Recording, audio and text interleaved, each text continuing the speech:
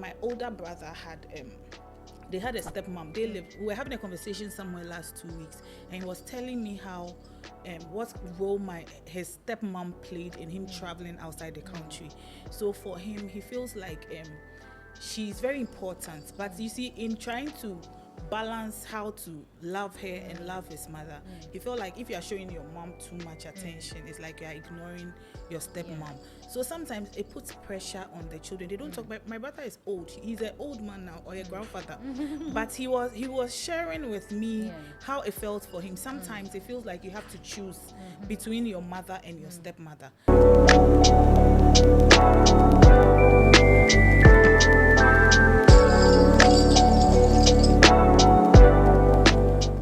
Hello and welcome to this episode of Boy Meets Girl podcast. We are here to bring another exciting conversation. You know how we do it.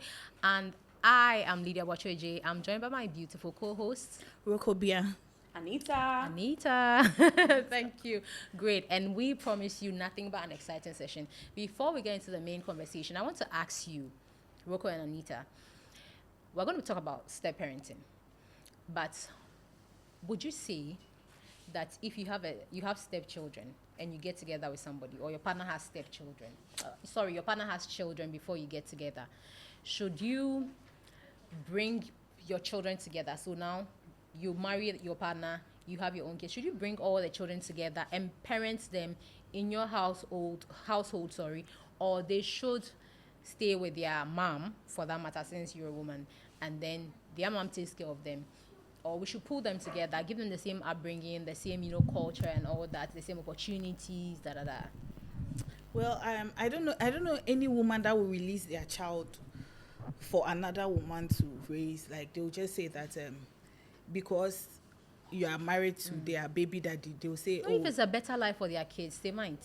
Well, They live in some Trejo baby, and then they could go and come. Like, I know a lot of people who would do like in and out for their kids. But if their kids could go to school here, to a better school, instead of staying maybe they're in the village, they might release. But the question is to you: would you want personally? Maybe then it means I'm moving to the city to take care of my child. If you can afford a big school in the city, please get me a nice place in the city where my child can go to school. Then I can care for. Anymore. They are not supposed to take care of you. They are giving your child accommodation. Children. No, you are giving your child accommodation. They have accommodation in my house. I'm the carer. No, I'm the carer. So if you are providing, you are moving your child from the village to the city, I'm coming with my child. No, but that is not even the question. The question is, you as a wife now in the home, would you want the kids to be parented together, or you think that he should let his ex take care of their kids? I would let my partner's baby mama bring their child over. Okay. Like come in go, but. No, I mean the question is parent them together. Parent so them together with me full time. Yeah. It will be paying to like Charlie. I will still be a mother to you, but you do it from your mother's house. I beg. Anita. Parent them together how? Like, is the mother dead? No, she's alive. So why are we parenting them together? Because it's your husband's kids, and you want to give them a good life, like your own children have. So, big mistake. Which one is you want to give them a better life? Maybe I've already explained that maybe they are their mom is in the village somewhere, and if they come, they can go to the Queensland, the SOS. That is the most stressful thing. The most stressful thing you can ever put yourself through. If you in your mind you want to help the child, the mother is already beefing you before you even came. Yeah. The mother is beefing you before you enter the marriage. Not all mothers, not all of them. Some people, they've moved on. Darling, you have no idea. If they have a child with you, they have a child with you. Sometimes even the kid that is coming into your home is beefing you. Sometimes if it's not because of you, my mother would have been here. If it's not because of you, my mother would have been here. Probably they've even broken up long time ago before you came into the scene. But the child will not know. That's the preconceived idea. And let's say the child knows. My question is to you, as the wife now. Would you want to parent your stepchildren together with your own children? Why? Or you want them to be with their mom? Everybody should be in their separate homes. If I want them to bond together as siblings, we can do vacations together. Let's say if you vacate, you can come over. When mine vacates, he or she will also come over. You can have that siblingship. But on a normal day coming to live with me whilst the mother is alive, he said no. I can't. For me, then I think I'm on the opposite side of this, because I think that when children are parented differently, and I think all of us have experience with step parenting. Yeah. When they are parented differently, one of them tends, not always, but tends to, one set of the children tend to have better experiences in life than the other, especially where the man is. So if the man is well-to-do, his focus usually is on the immediate one, because I'll make sure that they are okay and all that. So I think that for me, if there's opportunity to put them together and the other woman allows it, is willing to make that sacrifice for her children, it should be okay. It should be okay. Can I say something here? Yeah. Okay. So my clan, I'm not putting us out there like that, but I'm using us to explain something. Okay. So my father, at a point in our lives, there was no woman like in the house. He brought all his kids together, excluding me, by the way. Those are the ones who don't even get along, because they were at certain age, like range, where their parents had already expressed their bitterness towards what happened in the relationship with our father. So when they got to live together, it didn't change nothing for them. Rather, they started comparing and contrasting stuff. And up till now, it's hard for all of us to have like the same.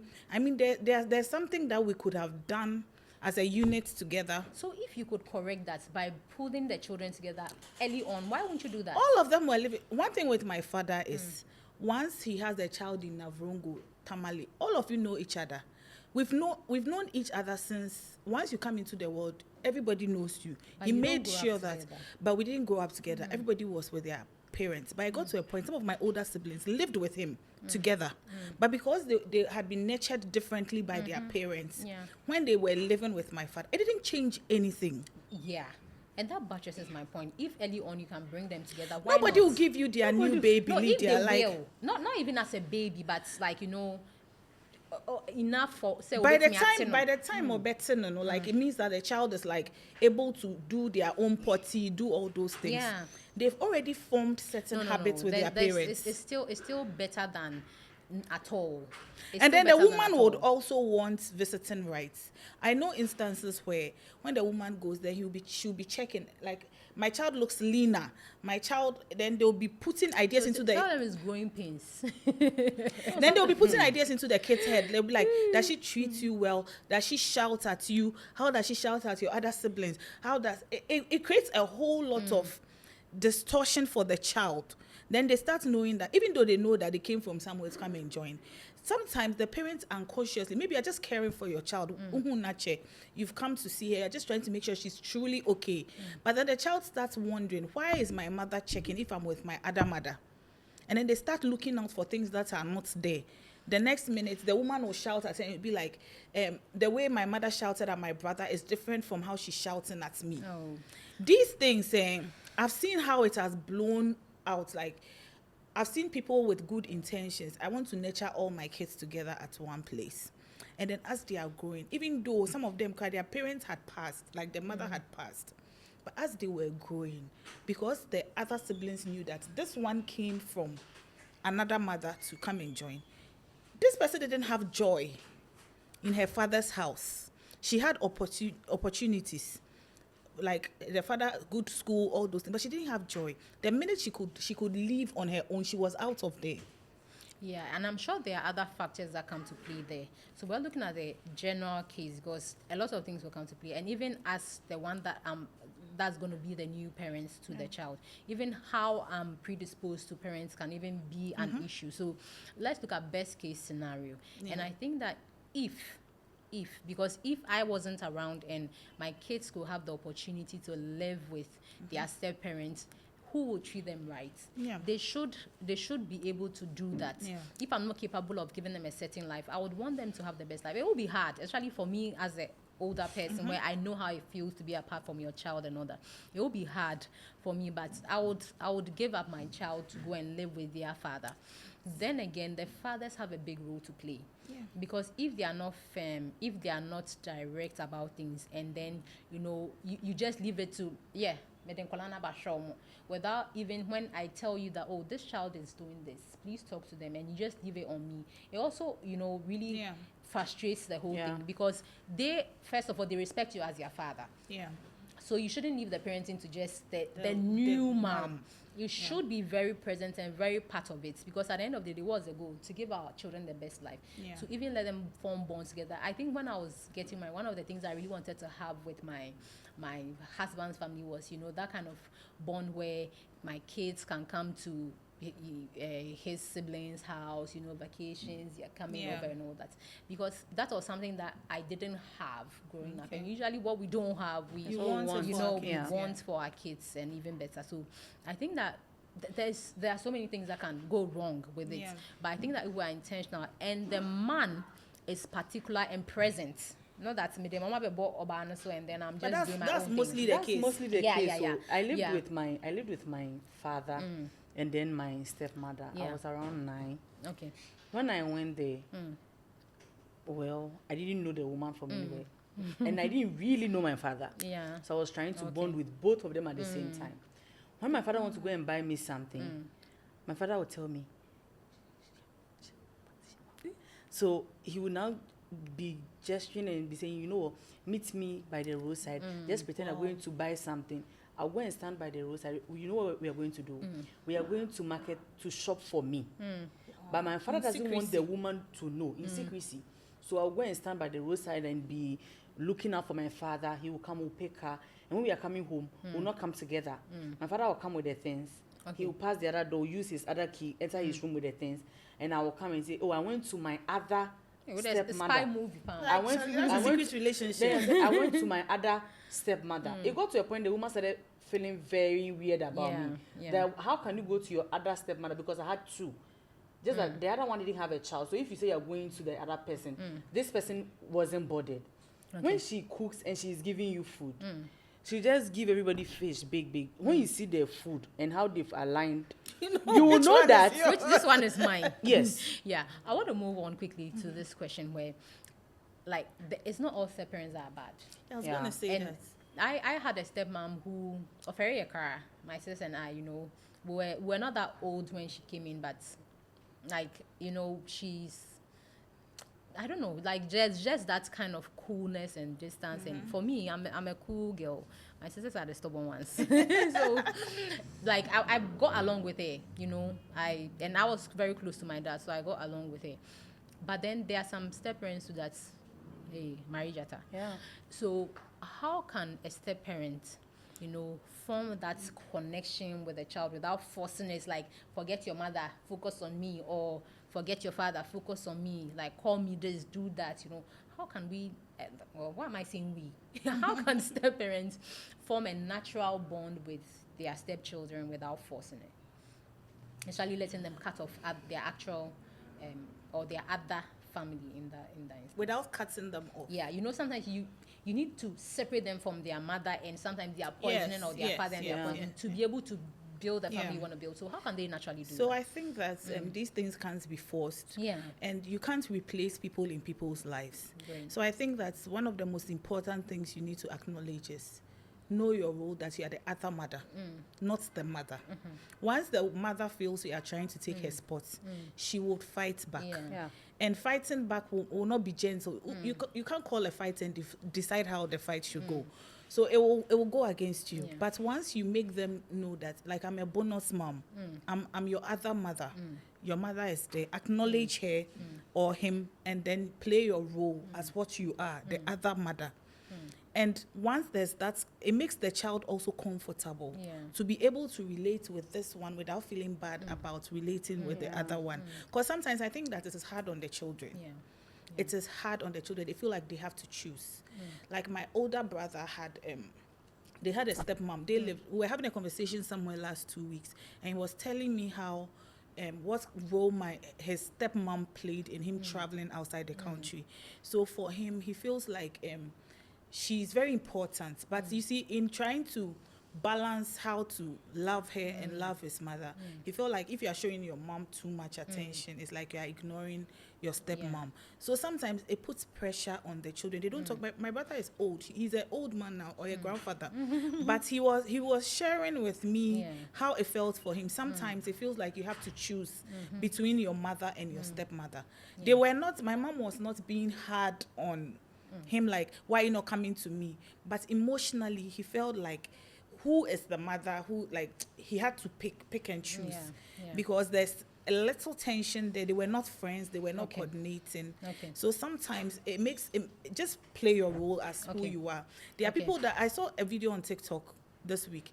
A gentleman that said that his father is ill now, and his aunties have sent him a plan on how to send money to his father for his father's care. And he's saying that he can't take care of two fathers. His stepfather played the fatherly role. So that is his father. His father should look for his children. Wow. Anita, quickly. Well, I believe that you don't need to use the children to get to the men. Okay.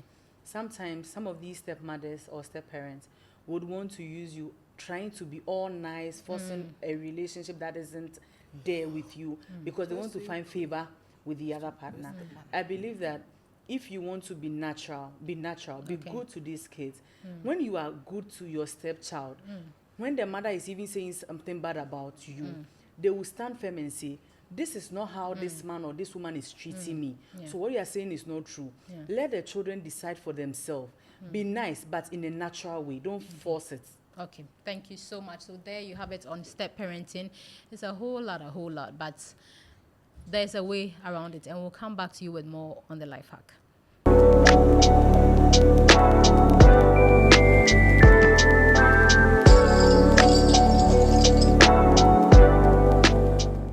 This is Boy Meets Girl podcast, and we are on Voice on the Street, and we asked the question, and the question was, would you rather have a generous or a kind partner? And these are some of the comments we got from various people. One person says, it's too much to want both. Nevertheless, I'll choose a kind partner if it's a critical situation. So another person says, I choose both. So she's not willing to choose one. Another is asking, can I have both? And if they have to choose, they'll choose a kind partner. But let me just take you back to what we define a kind partner as. Okay, when I'm coming to you for your comments, another person says, who is it that wants to say soft life over everything? Another person says, I want double. This is not spoil my soup. This will not spoil my soup. Okay. Another person says they will choose a kind partner because as an emotionally sensitive person, that's they would want to go for a kind partner for his emotional warmth and empathy. I would rather you give me a warm hug when I'm feeling down than getting me a nice gift. Gifts are nice, but emotional support goes a long way. Yay. Another person says they want collabo.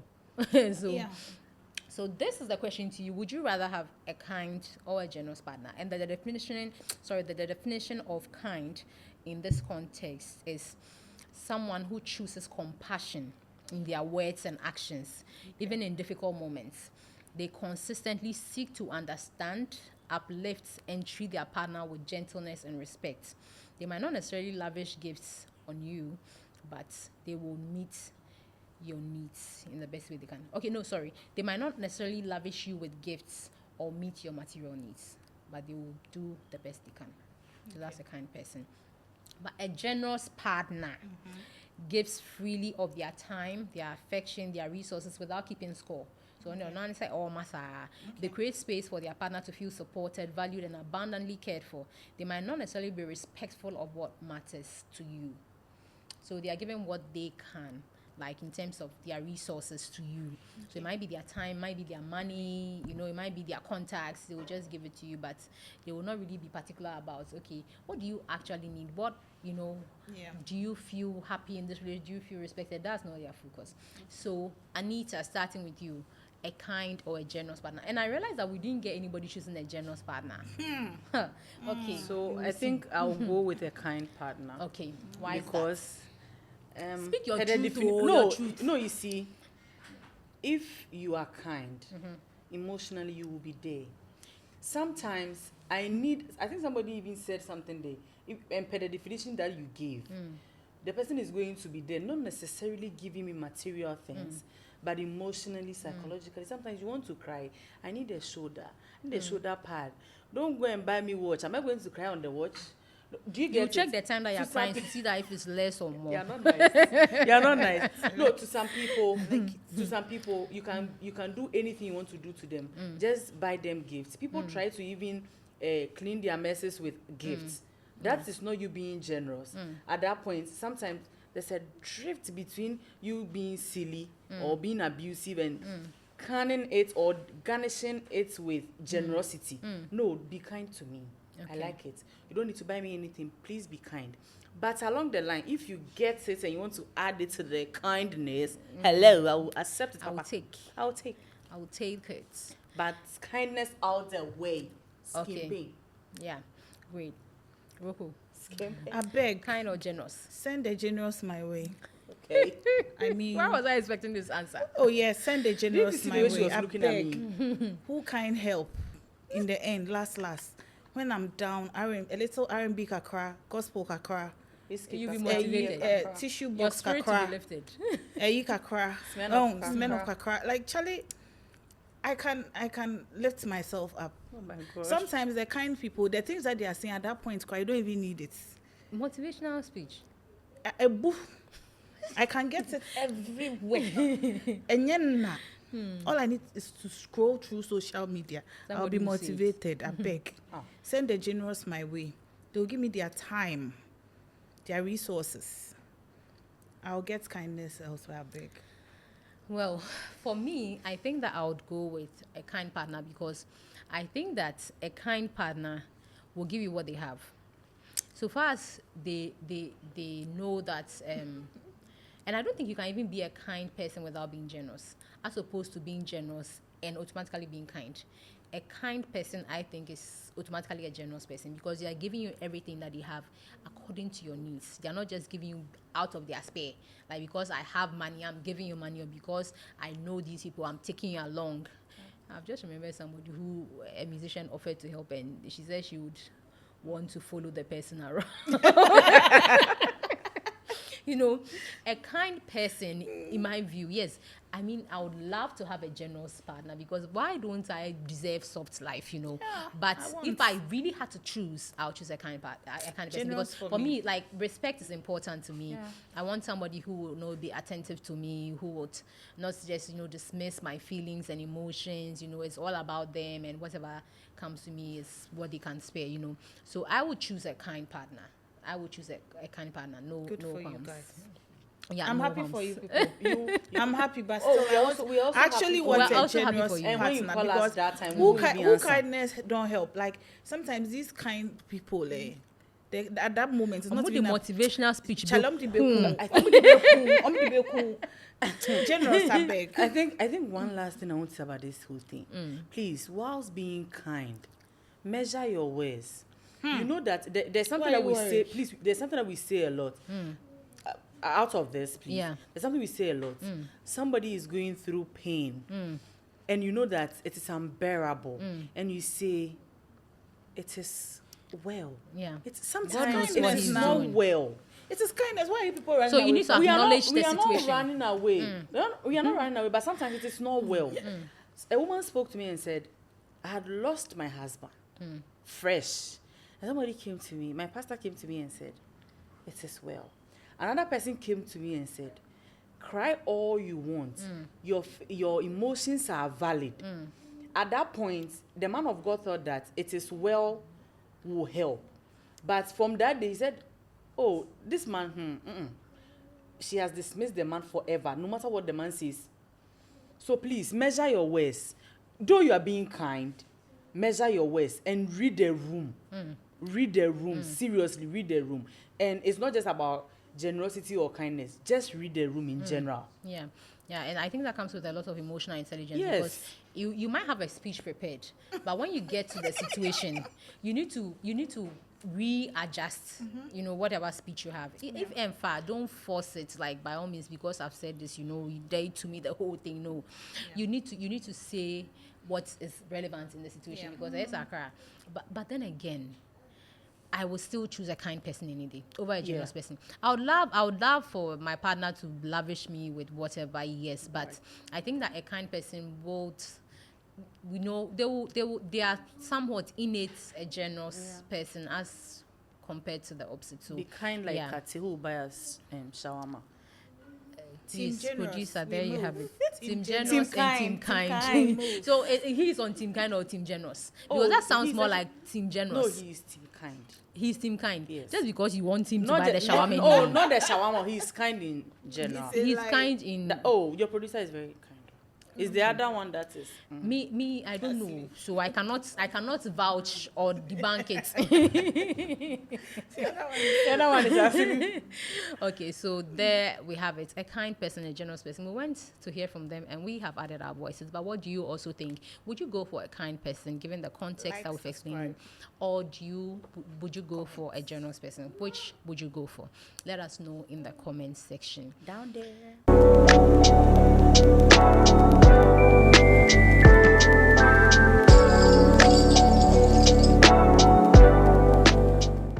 So, on today's life hack, step parenting, I think that step parenting is a difficult task for the parents and for the child.